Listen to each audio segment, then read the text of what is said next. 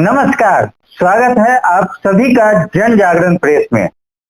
दिल्ली में विधानसभा चुनाव हुआ, सरकार बदली, सत्ता परिवर्तन हुआ। नई सत्ता से क्या उम्मीद है लोगों का और पुराने सत्ता जो चले गए उसमें क्या कमी रह गई, इन सबको जानने का प्रयास करेंगे एक सामाजिक कार्यकर्ता बलबीर सिंह राघव से। राघव जी नमस्कार। नमस्कार। सबसे पहले आप दोनों का स्वागत है। सर, दिल्ली में सत्ता परिवर्तन हुआ, कैसे देखते हैं? मजा आया चुनाव में कि नहीं, वो बताइए। मजा आया नहीं आया वो बात की बात है। सबसे पहले कि इतना नहीं भरोसा था कि इतनी जल्दी सर्कल पूरा हो जाएगा सरकार का। जिस प्रकार से केजरीवाल आए सरकार के अंदर जी, जिस रामलीला मैदान में जिस कैग रिपोर्ट को लेकर के, जिस कैग रिपोर्ट को दिखा करके कांग्रेस की, बीजेपी की, जिस कैग रिपोर्ट के आधार पर सत्ता में आए हैं, उसी कैग रिपोर्ट के आधार पर वो सत्ता से बाहर भी हो गए हैं। इतना किसी को यकीन नहीं था कि इतनी जल्दी ये पूरा इसे राजनीतिक परिप्रेक्ष्य का इसका चक्कर केजरीवाल का खत्म हो जाएगा। ये बहुत शॉर्ट टर्म में खत्म हो गया। 10 साल के इस पीरियड के अंदर केजरीवाल ने क्या किया क्या नहीं किया है ये पूरी आवाम जानती है। आपको क्या देखने को मिला 10 साल के अंदर? हमें देखने को मिला है कि केजरीवाल जिस विचार से आया था, भ्रष्टाचार के नाम से, कट्टर ईमानदारी के नाम से जो आया था, वो सारा जो ब्रांड था जो केजरीवाल का, वो पूरा का पूरा चेंज हो गया। वो सारा हवाई ब्रांड था उसका। आज पूरी जनता समझ चुकी इस ब्रांड को। और अभी जब 10 साल के पीरियड के अंदर 10-11 साल सरकार में रहे केजरीवाल, 14 कैग रिपोर्ट उन्होंने आज तक छुपा के रखी है।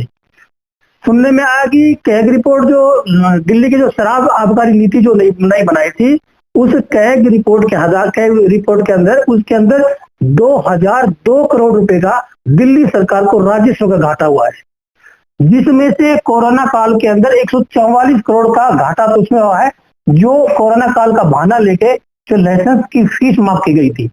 इस प्रकार से सारे कुल मिलाकर के 2002 करोड़ रुपए का टोटल दिल्ली सरकार को राजस्व का नुकसान हुआ है। सर, ये कहते हैं कि जो कोरोना काल में लाइसेंस का फीस माफ किया गया था, वो तो सिर्फ दारू का किया गया था, बाकी चीज का तो नहीं किया गया। नहीं, वो दारू का किया गया था, लेकिन वो एक सेटिंग के तहत किया था। जैसे साउथ की लॉबी आई थे, के कविता वगैरह थी, वो सारी लॉबी को हवाई जहाज में बुलाते थे, ये यहाँ पर ठहराते थे, होटलों में रखते थे, क्योंकि बहुत पहले से प्री प्लान था ये।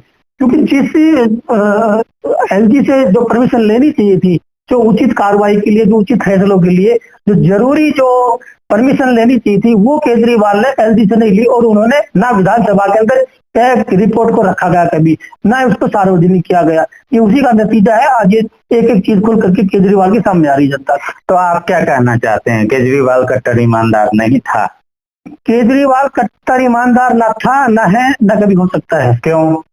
वो दिख रहा है 2002 करोड़ का घोटाला दिल्ली राजस्व में हुआ है।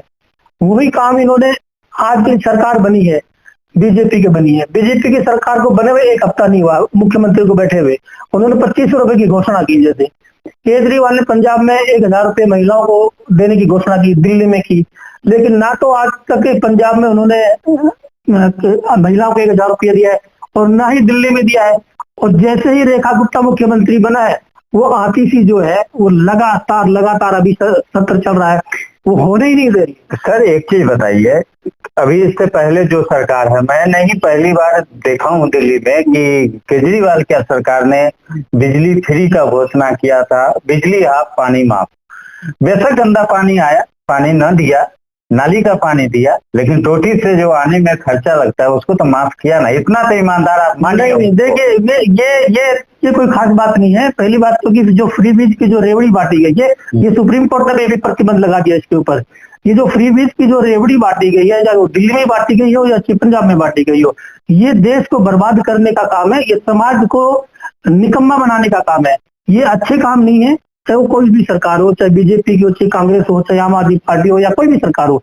अगर आप जनता के टैक्स के पैसे को, जो टैक्स का पैसा विकास में लगना चाहिए, वो आप जनता को, उन लोगों को फ्री में बांट रहे हैं जो निकम्मे, जो काम करना नहीं चाहते हैं। इसका मतलब ये कि आप देश की जनता को कमाने के लिए नहीं तैयार कर रहे, उनको भीख मांगने के लिए तैयार करते हैं। सर आप बताइए, आप जैसे केजरीवाल का नाम आता है कि उसने गरीबों के लिए बस फ्री किया, 200 यूनिट बिजली फ्री किया, पानी फ्री किया, आप सारे सुप्रीम कोर्ट का हवाला देने लगते हो। अरे कुछ तो किया ना सर, थोड़ा सा मान लीजिए।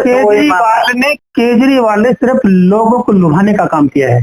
केजरीवाल ने जो लोग कमा के नहीं खाना चाहते थे उन लोगों को और पनाह दिया है, उनको और निकम्मा बनाया केजरीवाल ने। केजरीवाल ने जितना भी भ्रष्टाचार किया है वो आज तक 75-77 साल के राजनीतिक इतिहास के अंदर ना बीजेपी ने किया है, ना कांग्रेस ने किया है, ना किसी और पार्टी ने किया है। ड्रामेबाज केजरीवाल है, केजरीवाल की पार्टी है। ड्रामेबाज हर पार्टी में होता है, वो बीजेपी में भी होते हैं, वो कांग्रेस में भी होते हैं।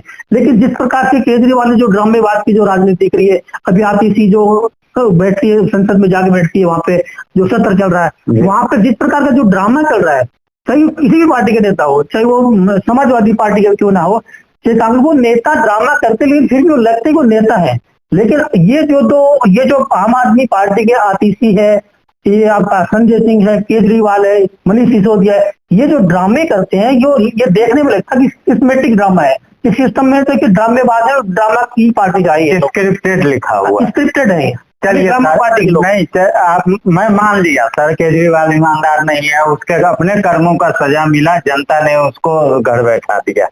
नई सरकार आई है, इससे क्या उम्मीद है? नई सरकार से उम्मीद है कि नई सरकार ने जो अपने मैनिफेस्टो में जो वादे किए हैं वो न चाहकर भी नई सरकार को करना पड़ेगा, क्योंकि दिल्ली की जनता जो है ना, जिसको चाहेगी सरकार में बैठाएगी।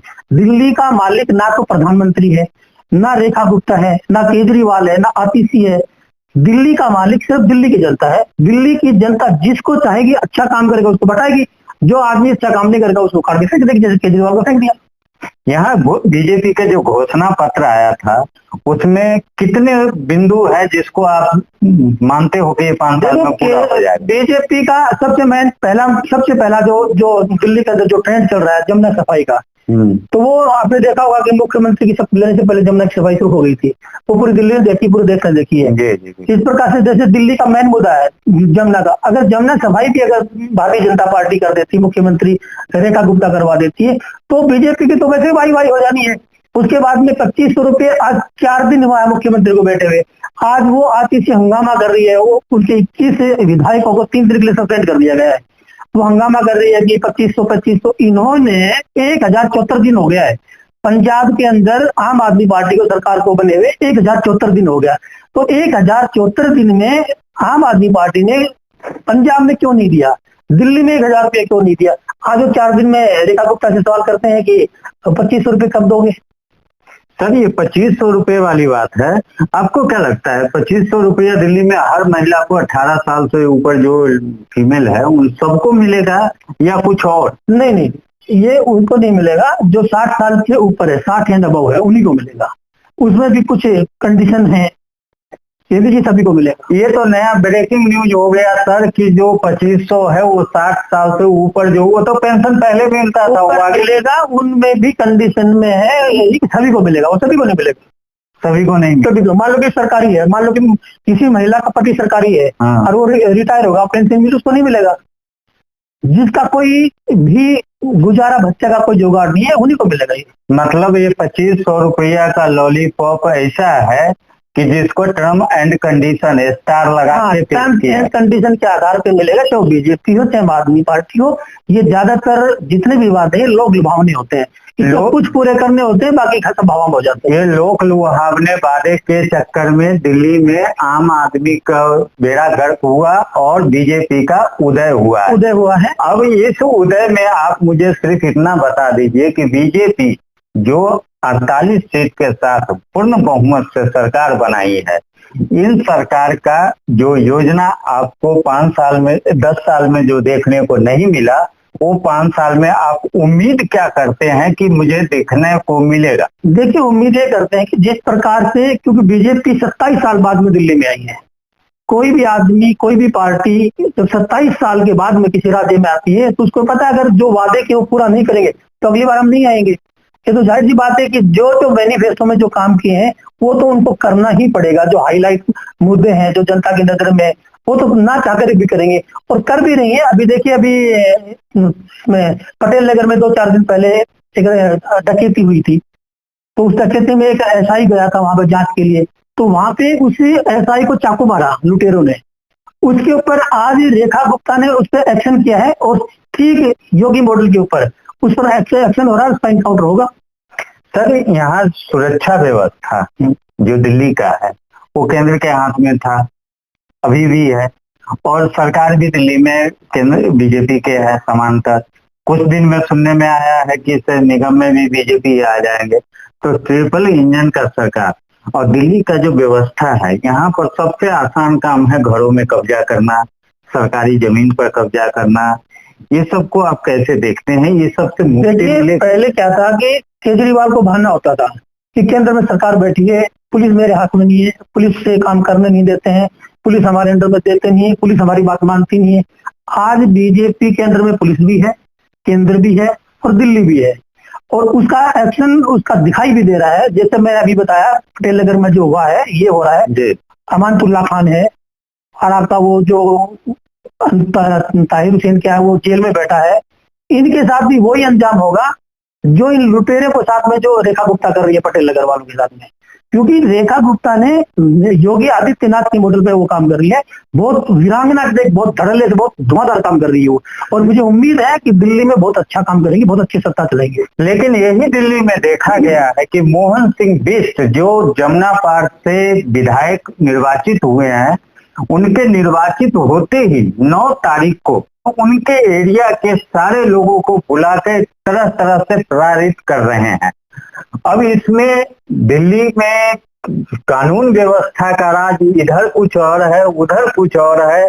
उम्मीद करते हैं कि 5 साल में जो राघव जी बता रहे हैं वैसा ही दिल्ली हमको देखने को मिले। अंत में आप राघव जी ये बताइए कि दिल्ली वाले को आप, अभी महाशिवरात्रि है और होली भी आने वाला है, तो रंगों का त्योहार है, आज भोले बाबा का मस्त दिन है, तो आप एक प्यारा सा संदेश क्या देंगे? प्यारा सा संदेश ये है कि पूरे दिल्ली वालों को, पूरे देशवासियों को शिवरात्रि, महाशिवरात्रि की बहुत बहुत ढेर सारी बधाई। अभी आगे होली आ रही है, धुलंडी आ रही है, बड़े धूमधाम से होली मनाए, मजे से होली मनाए, सब जात पात को छोड़ करके होली मनाए, सब देश भाव को छोड़ करके होली मनाए, और राजनीतिक पार्टियों का चक्कर छोड़े और भाईचारे का जीवन जिए। बहुत बहुत धन्यवाद राघव जी।